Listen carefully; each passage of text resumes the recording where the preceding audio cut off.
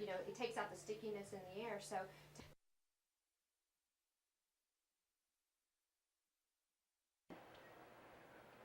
volunteer firemen are trained to put out fires, but there's no money in it. Their equipment is poor and it's round-the-clock work. So why do they do it? Well, you're about to find out.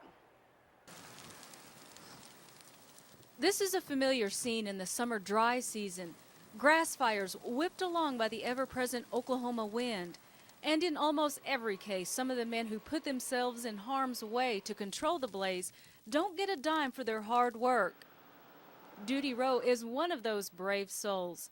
As a young man, Duty started along with the Mears Fire Department for as long as it's been here, since the 40s. Duty and his sidekick, Charlie Harrington, are permanent fixtures in the Mears area. Duty's a cattleman and Charlie is a retired truck driver. Both put their heart and soul into this department.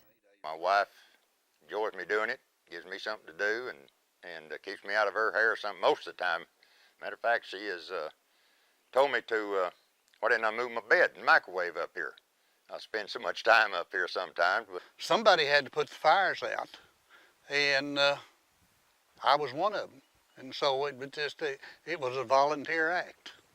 And you've been doing it ever since? Been doing it ever since, been doing it for years. And this is what they do when they are not being called out to an emergency. Working around the house or constantly maintaining the fire trucks. Of course, on our budget, why, we are pretty limited to what we can do. Kind of scrounge up what we can. With the old equipment, you don't know whether some of this old Army stuff is going to stay together, and as rough a country as we go in, and it gets pretty stressful. There are 22 volunteers with this department serving about 500 residents in the area. None of the trucks are new, all of them are hand-me-downs. The oldest in their fleet is about 30 years old. Without those donations, we just couldn't have them, couldn't afford them.